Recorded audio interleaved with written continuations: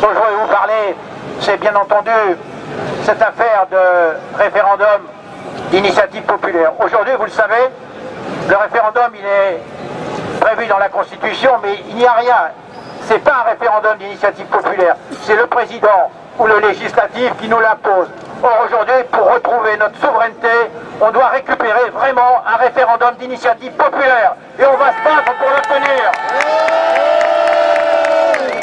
C'est le peuple souverain qui doit pouvoir décider de son destin et pas des politiques véreux qu'on a mis au pouvoir, qui ne nous représentent pas, qui se moquent de nous une fois qu'on les a élus. Et donc aujourd'hui, nous-mêmes, on doit assurer l'avenir par ce référendum. Alors, les prochains mois, il faut se battre pour obtenir ce référendum qui n'existe pas dans la Constitution, qui soit inscrit. Et là, donc, le peuple pourra directement décider et choisir son destin, ce qui n'est pas le cas aujourd'hui. Donc, crier Macron, démission, oui, c'est une satisfaction d'amour-propre, mais ça ne changera rien. Ce qui changera quelque chose, c'est que le peuple ait la souveraineté et donc le pouvoir qu'il peut obtenir par le référendum. Donc ça, c'est la première chose.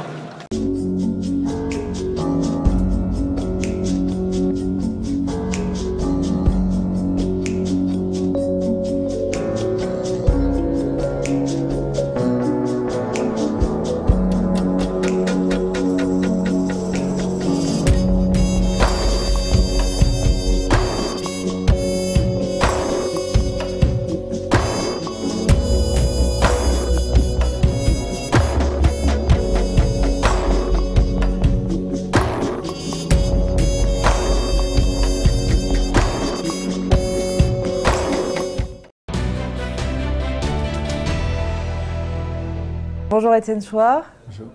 Merci d'avoir accepté notre invitation. Merci à vous. Vous êtes professeur d'économie et de droit à Marseille. Vous vous êtes fait connaître en 2005. À ce moment-là, vous militiez pour le non au référendum sur la Constitution européenne. L'anticonstitution. Et depuis, donc, vous avez eu une prise de conscience sur la démocratie et vous avez beaucoup réfléchi sur ça et vous êtes un peu à l'initiative d'un certain nombre d'ateliers constituants qui ont eu lieu un peu partout en France depuis 13 ans. Donc vous réfléchissez à cette question. Aujourd'hui, nous sommes dans le contexte du mouvement des Gilets jaunes, horizontal, sans leader. Est-ce que ce mouvement s'inscrit, correspond au projet que vous défendez depuis de nombreuses années, 13 ans maintenant? Que pensez-vous de la genèse de ce mouvement des Gilets jaunes? Alors, il correspond assez exactement à ce dont je rêve depuis plus de 10 ans, 13 ans. Je n'ose même pas y croire tellement ça correspond. Les humains opprimés, les plus maltraités, se lèvent et se révoltent contre ceux qui les maltraitent.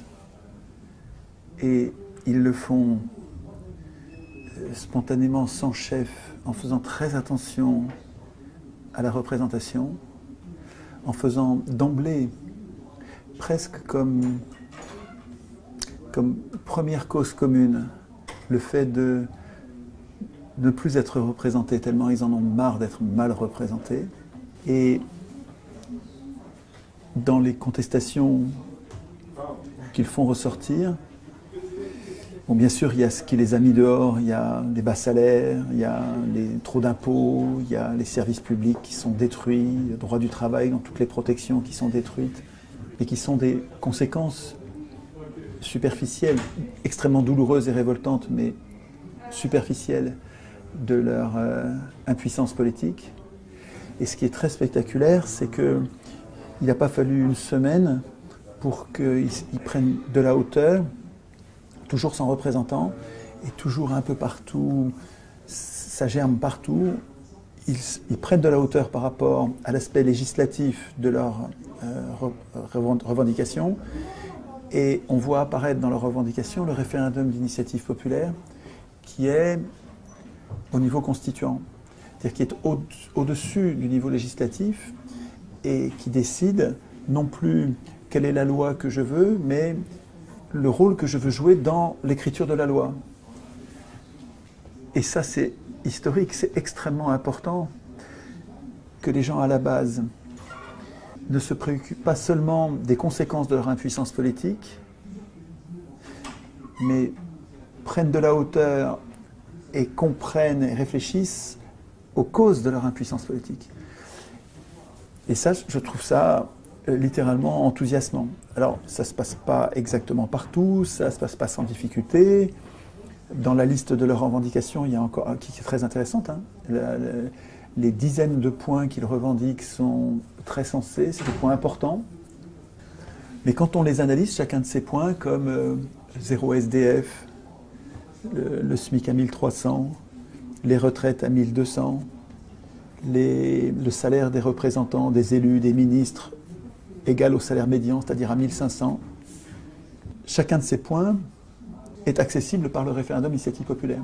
De notre propre initiative, si nous avions le référendum d'initiative populaire, c'est-à-dire si nous étions capables de déclencher les référendums sur les questions qui nous importent, et si ces référendums entraînaient des lois, donc des règles avec une force contraignante, sans que les autres pouvoirs puissent se mettre en travers, et si ces normes étaient au sommet de la pyramide de l'état de droit, c'est-à-dire au-dessus, bien sûr, des lois, au-dessus de la Constitution, au-dessus même des traités, au-dessus des traités, au sommet de la Constitution, si nous avions cet outil-là, nous pourrions obtenir chacun des 39 autres points, enfin chacun des autres points, à notre propre initiative, et bien d'autres.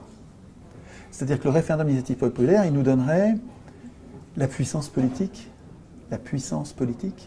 dont nous sommes totalement privés dans l'anticonstitution de 58. Alors, justement, pour le mouvement des Gilets jaunes, qui est né d'un ras-le-bol par rapport à une situation économique, fiscale, salariale, etc., est-ce qu'on peut passer de l'expression de ce ras-le-bol à une vraie revendication d'ordre politique comme celle que vous décrivez là? N'y a-t-il pas un fossé entre l'expression de ce ras-le-bol, justement, et une révolution, en fait? Ce que vous décrivez serait une révolution oui, mais la révolution, politique. Ça tient pas à grand-chose. Et en plus, quand on dit révolution, une révolution, c'est un tour complet, c'est-à-dire qu'on revient au point de départ. D'ailleurs, c'est ce qui s'est passé pendant les différentes révolutions.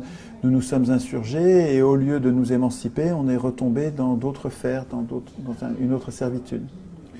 Là, il s'agirait plutôt d'une évolution pour sortir d'une servitude et devenir le souverain. C'est pas un fossé qui existe entre les revendications de surface, celles qui nous jettent dans la rue parce que ça devient insupportable, ça devient révoltant, ça devient tellement injuste qu'on n'en peut plus, on se révolte. Entre cet état-là et, compte tenu de cette impuissance que j'observe, je voudrais instituer la puissance qui me manque. Et donc, je vois plus loin que le bout de mon nez, je ne m'occupe pas que de ce qui est en train de m'arriver, je fais en sorte que durablement, ça ne m'arrive plus jamais. Ce n'est pas un fossé, c'est juste il y a un pas à franchir qui consiste à ne plus être un enfant. Un électeur, c'est fou ça, hein, nous appelons citoyens des électeurs, c'est-à-dire des gens qui, en élisant, abandonnent toute leur souveraineté à un élu, quelqu'un qui est considéré comme un surhomme, quelqu'un qui est supérieur, qui va tout décider à notre place. Et ce faisant, nous sommes infantilisés, nous acceptons d'être infantilisés. Nous sommes des incapables politiques. Nous allons mettre un bulletin dans l'urne pour dire « c'est lui que je préfère », pour tout décider à ma place. Et donc nous sommes des enfants politiques parce que nous sommes des électeurs. Et quand on commence à réfléchir au référendum d'initiative populaire, et ensuite, ça c'est la première marche, mais ensuite on réfléchit au processus constituant, à toutes les autres institutions dont nous avons besoin pour nous émanciper de nos maîtres élus. On réfléchit aux médias, on réfléchit à la banque, à la monnaie, on réfléchit à la justice et au gouvernement, à la police. On se met à réfléchir à toutes nos institutions. On devient un adulte politique. On devient le souverain, le co-souverain, mais souverain. Et il n'y a pas de fossé. Il y a simplement à sortir d'un complexe d'infériorité qui est entretenu par l'école. L'école républicaine, moi je suis prof, hein, donc je sais bien que, et c'est pas volontaire, nous autres profs, on n'entretient pas ça volontairement, on n'entretient pas les enfants dans une situation infantile, exprès, volontairement, c'est pas un complot. C'est parce que nous avons été formés nous-mêmes comme ça que nous pensons que la démocratie c'est l'élection c'est la démocratie, ce qui est une erreur profonde. L'élection est antidémocratique. L'élection, ça n'est pas le vote. Il ne faut pas confondre élire et voter. Élire, c'est renoncer à voter. Quand j'élis un candidat, je dis c'est toi qui vas voter toutes les lois à ma place. Donc je ne voterai pas. Quand j'élis, je renonce à voter. Il faut qu'on fasse attention à ne pas confondre ces deux mots. Parce que le gouvernement représentatif fonde tout le système de domination parlementaire sur l'élection. Et nous, si nous voulons nous émanciper de ces maîtres, puisque les élus sont élus par les riches, on pourra en reparler tout à l'heure, si on veut s'en émanciper, il faut qu'on devienne des citoyens. Et la citoyenneté, la démocratie, va reposer sur le vote et pas sur l'élection. Nous voudrions voter nous-mêmes nos lois, commune par commune, département par département, région par région, au niveau national. Nous voudrions participer à l'élaboration du droit auquel nous voulons obéir, auquel nous consentons à obéir, comme des adultes. C'est vrai qu'au début, il y a une espèce de complexe d'infériorité. On se dit, mais je n'y connais rien, je ne sais même pas ce que c'est. Je ne l'ai jamais lu, la Constitution. Alors je leur dis, mais regardez, achetez-la, la Constitution. Ça vaut 4 €. Faites l'investissement, vous allez voir. Ça s'appelle Constitution de la République française. Ça n'est pas une constitution, c'est une anti-constitution. En fait, c'est une constitution, ça devrait être une protection. On devrait être protégé contre nos représentants, contre les abus de pouvoir de nos représentants avec ce texte. Et en fait, ce texte est une prison.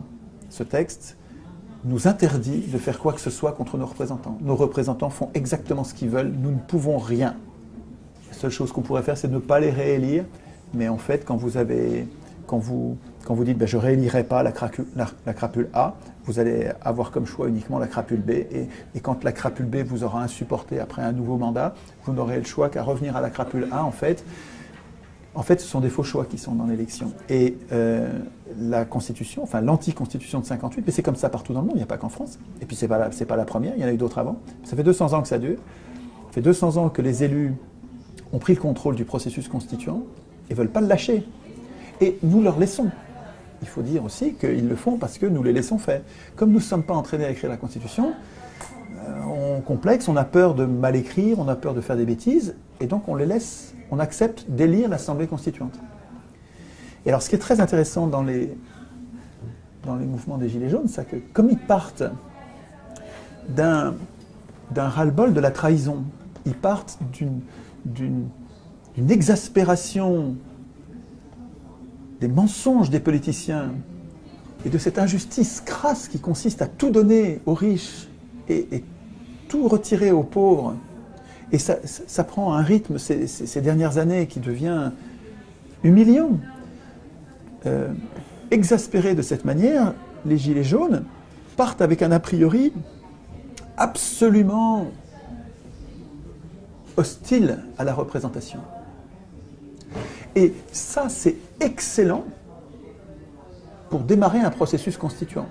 Ce qui se passe dans les Gilets jaunes, là, sur chaque péage, et ça pourrait être dans chaque commune, ce qui se passe, c'est les premiers pas du processus constituant qui concernent forcément, il faut commencer par ça, la représentation. Donc, comment on les désigne, comment on les contrôle, alors, quel mandat on leur donne. Est-ce qu'ils vont décider à notre place ou est-ce qu'ils vont préparer nos décisions, mais pour les prendre, il faudra qu'ils reviennent nous voir, nous présenter le choix et nous allons voter. Et comment on les contrôle? Comment on peut faire pour surveiller que quand ils négocient, ils ne sont pas en train de nous trahir? Est-ce que, maintenant qu'on a tout le monde a son téléphone et qu'il peut y avoir des lives sur Facebook, est-ce qu'on demande à nos représentants, pas peut-être pour toutes les négociations, mais quand il y a une négociation particulièrement importante où on sent qu'il y a un risque qu'on se fasse tromper, est-ce qu'on demande à nos représentants de filmer la négociation? Et nous, on les regarde en train de négocier, comme ça on sait s'ils nous représentent bien. C'est inédit dans l'histoire des hommes de pouvoir surveiller les représentants en même temps qu'ils sont en train de nous représenter. Et puis comment on les punit, comment on les révoque quand on trouve qu'il est en train de nous trahir, comment on fait pour les dire « Non, non, reviens par ici, on n'avait pas dit que tu dirais ça, on va en mettre un autre à la place ». Et tant qu'ils n'ont pas de représentants, ils sont insaisissables, donc ils sont invulnérables. En plus, ils sont extrêmement déterminés. Quand vous allez voir sur les ronds-points et sur les péages, mais vous n'allez pas leur en faire accroire. Hein. Ils vont pas lâcher, ils tiendront Noël, ils sont là la nuit, ils sont là quand il pleut, ils sont incroyablement déterminés et ils ne veulent pas de représentants. En tout cas, ils ne veulent pas envoyer quelqu'un qui va décider à leur place. Je sais que vous êtes très méfiant quant à l'idée ou à l'image du leader. Ouais. C'est quelque chose dont vous vous méfiez parce que vous dites que le pouvoir, forcément, on en abuse, le pouvoir corrompt et donc au bout d'un moment, ça va mal finir. Oui. Et est-ce que la figure du leader est forcément mauvaise? Je vois bien qu'il y a des leaders qui sont meilleurs que d'autres et que tous les leaders ne sont pas équivalents. À mon avis, on peut avoir un représentant, on peut avoir même un leader si on a écrit nous-mêmes les règles qui nous permettront de le surveiller et de nous débarrasser de lui si nous estimons qu'il nous trahit. L'aporie, la difficulté apparemment insurmontable, c'est que nous avons, quand nous sommes un petit nombre, nous n'avons pas besoin de représentants. On peut voter nous-mêmes nos lois en face à face directement, comme à Athènes. Mais quand on est des millions, on va avoir besoin de représentants. Mais l'histoire nous montre les trahisons quasiment permanentes, quasiment systématiques. Nous sommes trahis par nos représentants. Donc, on a besoin de représentants, mais on sait que mécaniquement, c'est par là qu'on va être trahi. Et comment est-ce qu'on peut avoir ces représentants sans être trahi, ou en ayant une moindre chance d'être trahi? Il me semble que c'est avec des citoyens constituants. Pas avec une constitution. La constitution ne suffit pas à nous protéger. Il faut des soldats pour appliquer cette constitution. Il faut des soldats démocratiques, je veux dire, hein, ce n'est pas une question d'armes. Il faut des citoyens vigilants qui soient capables de penser la représentation avant qu'elle n'ait lieu, et ensuite, pendant la représentation, qui soient capables de vérifier, d'être vigilants sur la façon dont ils sont représentés. Et le manque de structuration des Gilets jaunes actuels, qui fait peut-être sa force dans un premier temps. Sa force parce que ça le rend insaisissable. Est-ce que ça peut perdurer ou est-ce que ça va finir par devenir une faiblesse? Je ne sais pas, on ne peut pas prédire l'avenir, mais par contre, il y a quelque chose que les mouvements antérieurs au XXe siècle, au XIXe siècle, n'avaient pas, c'est l'Internet. Avec l'Internet, on a une capacité à communiquer entre nous qui ne rend pas le mouvement homogène, mais qui permet à une bonne idée de se répandre beaucoup plus vite que ça n'a jamais été le cas. Alors qu'il y a une très grande surface géographique qui est couverte, il y en a partout dans le pays, mais grâce aux réseaux sociaux, nous arrivons à nous passer le mot et à répandre une bonne idée à une vitesse historique, inédite. Et ça permet de faire monter le niveau d'exigence et le niveau de vigilance démocratique, historique, je crois. Et vraiment, ce que je vois, alors, hier encore, j'étais sur un péage, là, près de chez moi, mais c'est enthousiasmant, ça fout la chair de poule, c'est très... Enfin, pour moi qui travaille là-dessus depuis tant d'années, de les voir en train de se révolter, de faire très attention au pouvoir, et quand je leur parle de processus constituant, de référendum d'initiative populaire, qu'il faut absolument que ce soit eux qui l'écrivent, et que c'est leur cause commune en fait, que la cause commune des humains sur Terre, c'est d'instituer eux-mêmes leur puissance politique. On a plein d'intérêts convergents, divergents, il y a de tout. Il y a plein de raisons de nous disputer, et plein de raisons de tomber d'accord. Et ces sujets sont tellement multiples que c'est une faiblesse pour nous. Ça nous empêche de faire corps. Ce dont on a besoin, c'est d'une cause commune. Et il faut qu'elle soit bien choisie. Si on se trompe de cause commune, elle ne va pas être vraiment commune et ça ne va pas marcher.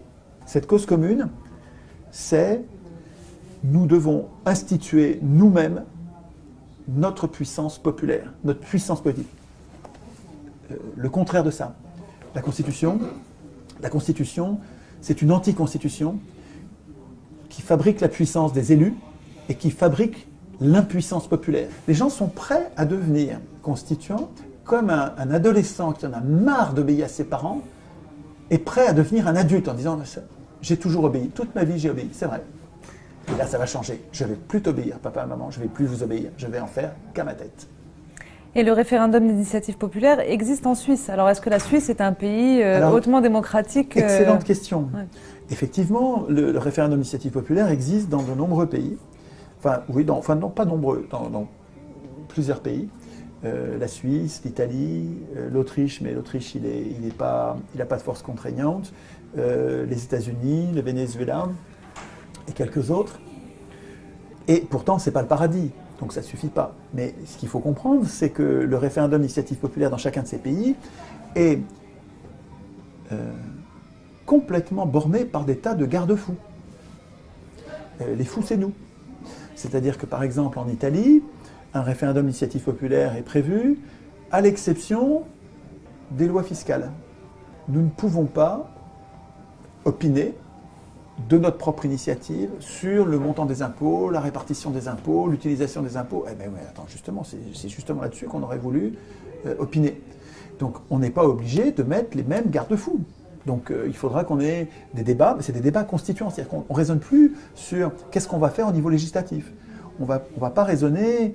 Quand on est au niveau constituant, on ne réfléchit pas sur quel est le niveau du SMIC, quel est on veut plus de SDF, tout ça c'est très important. Hein. Qu'est-ce qu'on fait pour le nucléaire, qu'est-ce qu'on fait pour... alors je prends les sujets très clivants, qu'est-ce qu'on fait pour l'avortement, qu'est-ce qu'on fait... Tous ces sujets-là sont législatifs, il y a des choix de société à faire, loi par loi. Ce dont il est question là, c'est une réflexion constituante. Comment va-t-on... Qui va voter les lois ? Quand les Gilets jaunes s'approprient le référendum d'initiative populaire, au lieu de s'en tenir à moins d'impôts, plus de salaires, rétablissez les services publics, au lieu de ça, ils s'occupent d'instituer leur puissance, ils ont changé de niveau en fait, ils sont en train de devenir constituants. Référendum d'initiative populaire, c'est la première marche, et juste après, ils vont s'occuper des médias, de la monnaie, du reste. Et à mon avis, ce qu'ils devraient faire, c'est... Pour obtenir quelque chose, là ils sont trop dispersés, 40 ou 60, je crois qu'il y en a une quarantaine de revendications qui sont toutes très intéressantes, mais qui sont des revendications législatives. Il y en a une au milieu qui est le référendum d'initiative populaire. Elle est constituante. Les autres sont législatives. Au lieu de ça, puisque toutes ces revendications, ils les obtiendraient eux-mêmes avec le référendum d'initiative populaire. Et qu'ils en obtiendraient même encore plus, puisqu'après, une fois que tu as le référendum d'initiative populaire, en toute matière, et avec une force obligatoire, ben, ça continue. Même ce qu'on n'a pas écrit dans la liste, on peut l'obtenir référendum par référendum. Les Gilets jaunes, à mon avis, devraient concentrer leur puissance, parce qu'ils sont très puissants en ce moment. Ils devraient concentrer leur puissance sur deux mesures. Une qui règle leurs problèmes immédiats de pouvoir d'achat, parce que c'est insupportable de vivre avec... Sur les ronds-points, vous voyez des gens qui vivent avec très peu de choses. C'est poignant. C'est absolument... On se demande, on comprend qu'ils restent dehors, parce qu'il y a... C'est très dur ce qu'ils vivent. Ils ont vraiment, c'est normal qu'ils luttent. Et donc il peut y avoir une des deux mesures qui sert à régler leurs problèmes. Alors, je pensais d'abord à augmenter le salaire minimum. Mais il y a plein d'entreprises des petites entreprises qui ne vont pas supporter, qui vont mourir. Alors qu'il y a un autre moyen plus simple qui consiste à mettre une TVA zéro, sur tous les produits de première nécessité. L'alimentation, l'électricité, l'eau. Il faudrait qu'il y ait une liste. Donc, première mesure, exiger des gilets et non négociable. On veut la TVA zéro sur une liste de produits que voilà. Ah, pas sur tous les produits, parce que ça va faire un tel manque à gagner pour l'État que ça va faire un trop gros trou. Mais sur tous les produits que nous consommons, nous, c'est TVA zéro. Et d'ailleurs, il pourrait y avoir une TVA de 100% sur les yachts, sur les bagnoles de luxe, sur les montres de luxe, sur tous les produits de luxe. Il pourrait y avoir une TVA de 200% même, hein, pour récupérer l'argent qu'on a perdu sur TVA zéro pour les produits de première nécessité. Un calcul à faire, peu importe. Mais nous, ce qu'on veut, c'est TVA zéro sur tous les produits qu'on consomme tous les jours. Et là, c'est une bouffée d'oxygène, c'est-à-dire qu'on va avoir en une mesure une vraie augmentation. Mais c'est bien sûr insuffisant. Et la deuxième mesure, c'est on veut le référendum d'initiative populaire. C'est-à-dire en toute matière. Et on ne vous laisse pas l'écrire. Attention, dans la négociation, nous, on va l'écrire sur les ronds-points, les péages. On va réfléchir à l'article, avec 2-3 alinéas, qui institue le référendum à notre manière. C'est-à-dire que c'est nous qui allons décider les garde-fous, et vous allez voir, il n'y en aura pas beaucoup. Mais c'est nous qui allons l'écrire, et dans nos revendications, après qu'on soit tombé d'accord, parce qu'il va falloir qu'on règle nos problèmes de représentation et qu'on tombe d'accord sur un ou deux. Et ça peut être en fait, imaginons qu'il y ait, bon, pour chaque rond-point et chaque péage, on va avoir une proposition d'articles de référendum d'initiative populaire. Et donc, il y en aura beaucoup, qui se ressemblent, on pourra les rassembler, mais on va peut-être avoir 10 ou 20 modalités différentes de référendum. Eh bien, on fait un premier vote, un premier tour où on passe de 20 à 10. Et puis ensuite, un deuxième tour où on passe de 10 à 5. Et puis ensuite, un troisième tour, on passe de 5 à 3. Mais oui, pas en 2 tours, en plein de tours pour se rapprocher progressivement, pour qu'on ait le temps de s'adapter. Et pour finalement décider de ce que nous, les Gilets jaunes, on veut comme mouture, comme version du référendum que nous avons écrit, nous. On n'a pas laissé les élus écrire, c'est nous qui avons écrit. Nous sommes constituants. Un électeur est constitué, un citoyen est constituant. Et donc, là, nous viendrions, si ça se passait comme je l'imagine là, nous viendrions avec non pas une ribambelle de revendications importantes, mais dans lesquelles le gouvernement ne va céder que sur 3 ou 4 pour nous renvoyer chez nous, et on va perdre tout le reste. Et on va sûrement pas avoir le référendum, hein, parce que le gouvernement sait bien que le référendum, c'est une bombe atomique pour lui, et qu'il ne faut surtout pas l'accepter. Par contre, si on vient avec que ça, on veut une mesure de pouvoir d'achat et une mesure de puissance politique populaire, durable, en toute matière. Et c'est nous qui l'avons écrit. Et nous, ce qu'on veut, c'est que vous la mettiez dans la Constitution. Et si vous ne la mettez pas dans la Constitution, le texte qu'on a écrit, eh ben, c'est l'insurrection. Parce que ça veut dire que vous êtes antidémocrate. Vous êtes nos ennemis. À mon avis, il y a une fenêtre de libération démocratique à notre initiative. Donc, si vous voulez, ce mouvement, pour moi, il est comme un printemps où je verrai des graines qui germent, que je sème depuis tant d'années, en disant, on a l'impression que ça ne va pas marcher. Et là, je les vois, mais c'est pas moi qui en ai parlé du référendum, c'est eux qui ont levé le truc. Hein. Alors, c'est des gens, peut-être, qui ont suivi ce que je faisais, mais bon, le référendum d'initiative populaire, il y a des vieux militants qui militaient depuis, comme Yvan Bachot, là, qui se bagarrent depuis longtemps là-dessus. Hein. Vous avez parlé d'insurrection. Il y a eu, parmi les commentateurs, certains ont dit que la violence qu'il y a eu, que ce soit la violence des slogans ou la violence physique qu'il y a eu dans les manifestations, notamment parisiennes, c'est ce qui a permis que le gouvernement cède sur l'augmentation des taxes sur le carburant. Est-ce que vous partagez cette analyse sur la violence Alors, sur la violence, une première chose à dire, c'est qu'il est honteux de ne parler que de la violence des exploités qui se révoltent contre leur exploitation et de ne pas parler de la violence de l'exploitation. Parce que ces gens-là, qui n'en peuvent plus de ramer, de travailler, de se priver de tout pendant que les autres se goinfrent sans rien foutre, sous leur nez, sans même payer d'impôts. Carlos Ghosn qui gagne 16 millions par an, il gagne plus d'1 million d'euros par mois, il ne paye pas d'impôts. Et ce mec, il est en prison au coup de bol, les Japonais le foutent en tôle, et notre gouvernement envoie un ambassadeur pour aller voir comment on s'occupe de lui. Donc le spectacle de cette injustice, de ces violences sociales, devrait faire partie du discours. C'est-à-dire que la violence qu'on voit dans les rues, elle n'est pas une violence première, elle est une violence qui est une réaction à une première, un peu comme quelqu'un qui se fait violer se débat violemment pour ne pas être violé. On ne peut pas parler que de la violence, de la victime qui se débat, sans parler de la violence du violeur, quoi, hein. Je veux dire, c'est complètement injuste, hein, évidemment. Deuxièmement, ce à quoi je réfléchis, c'est un processus qui sera le moins violent possible. Ceci dit, je ne me fais pas d'illusions, parce que je sais que la violence, elle vient des riches qui ne se laissent pas faire, des riches, des ultra-riches. Hein. Quand je dis des riches, je pense uniquement aux très riches, parce qu'on est toujours le riche de quelqu'un. Moi, je suis riche par rapport à ceux qui sont plus pauvres que moi, donc c'est relatif, la richesse, évidemment. Mais la violence des riches, quand je dis la violence des riches, c'est la violence des ultra-riches, comme au Venezuela, qui sèment le chaos pour faire tomber le gouvernement.